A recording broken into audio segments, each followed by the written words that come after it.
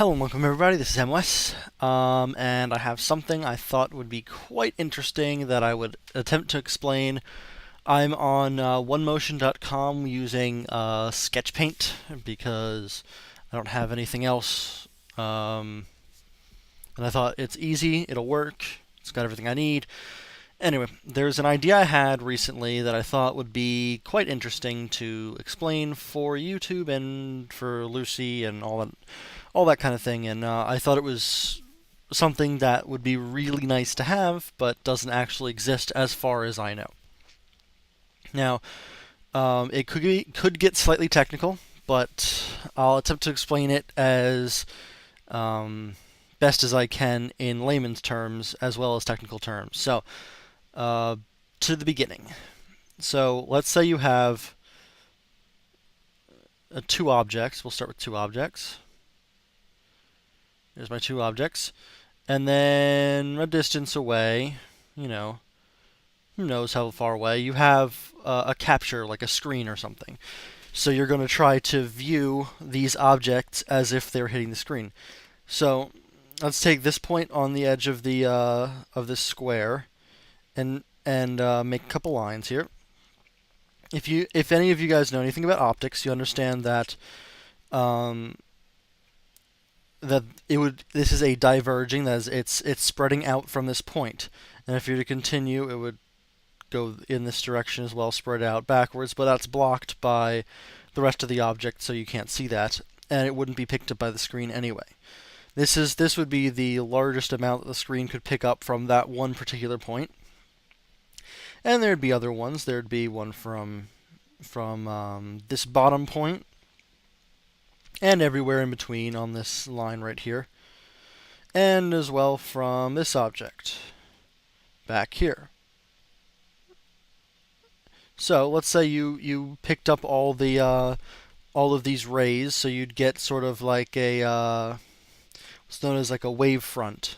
That is, depending on the shape of the wavefront, depends on how these rays intersect at this. Let's say your screen is just a big rectangle, right? And so depending on how each of these rays hit the screen here, here, here, and so on, it creates a wavefront. And it would also create color as well, because if you take a picture, you'd see color. However, it would not be in focus, and that is the point. It would not be in focus. And with a little bit of computer calculating, you should be able to do this. And I'll put them in dashes here because they don't actually exist. So this is a replication of the scene, as best as I can do. And let's put the screen that's going to project. Let's say this is your television right here. Let's say let's put the screen and the television right here. So and you're all the way out here. This is where you're sitting on the couch. And so now you see this image, this here would come back here and continue outwards like so. That would be that one. Then, there'd be this one, and then there'd be one that comes straight out. And then same thing for down here. So I'll draw this. That should make sense. I just drew the intersection points here, where they were up here, as if from this point forward is where you'd see the object. If you were actually back here, you'd see it as if it were a giant object out in the distance out here, like that. Like this. This is what you'd see. Because of the way the rays are coming from, you'd be able to trace it back out here. But anyway, enough of that. Now to the second object, let me find the cursor. Where's the cursor? Ah, here it is. I see it. It would not be back here, but then you'd have another ray that would come out here, and one that would come out like so, and the last one like that. So if you were actually sitting right here, you would see all these rays in different colors, and your eyes would focus them. Eyes have lenses, so they focus all these rays onto your cornea. So if you could focus on this object here or this object here, it doesn't really matter. they'd both seem as if they existed, and it wouldn't be like a 2D plane. That is, it wouldn't be like only this object here is in focus. You could focus on either one, and you could choose it as well. So you could choose to focus on this object if you wanted instead of the other one, and that would make the illusion of 3D really, really powerful. The only problems with it would be the fact that you'd get this if you were too close, as I mentioned over here, if you're too close. Um, and the other problem with it is that you'd get bleeding in from other objects that are actually in the room. So let's say you have a lamp over here, and that lamp is projecting light into the scene. You'd see that lamp as well. And if there's a table, you'd see the table and all that. So it has to be in a fairly dark area for this illusion to work. But when the illusion does work, this is your eye. That was horrible. Let's write that better. There we go. So anyway, what I'm trying to say is this illusion would be extremely powerful if it's in a fairly dark room and you're a sufficient distance away to where, say the image was originally taken here. Let me fix this then. All right. Let's say the original plane where you took the image right here, where this thing was, is now here. That would be the distance where that would be where in relative terms you had taken the actual picture. So as long as you're outside of that distance, as long as you're outside of this distance, then you should be able to view it in any expanse from here on back. It shouldn't matter. There should be a fairly large distance that you should be able to see this illusion, and it would not be an issue, really. So I really think that this is what should be done and could be done with current technology. I mean, I've got some fairly good ideas of how to do it. Let me see how this actually works. I don't know.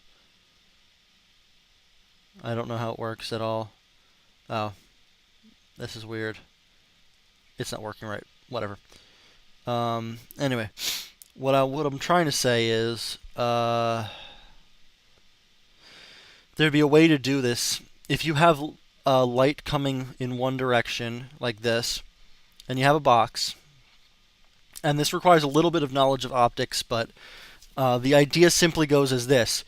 You can create a gradient of index of refraction where it's higher at one side than another side, where this at one side it's lighter than the other. So, where this is n equals 1, and this could be, say, n equals 5.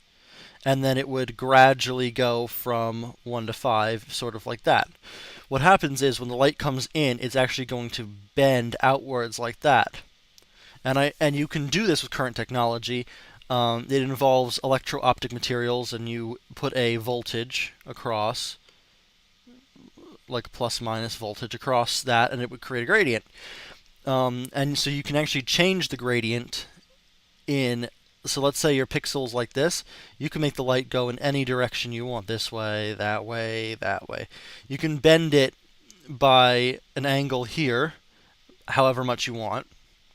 And you can also bend it in any direction you want. So depending on which way this gradient is facing, so if your gradient is like this, then you have the angle here, of course, with the that the light is going to take out here. You've got your angle here.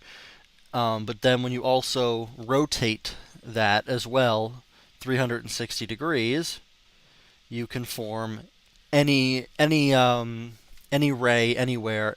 And essentially, if this is where you'd picked up the thing, you'd want to replicate what you saw here, the wavefront that I mentioned at the beginning, replicate that, at that distance d from the where you're going to recreate it. So that way you can see it at least from this distance back, maybe even closer. You may even be able to stand here and it wouldn't be an issue.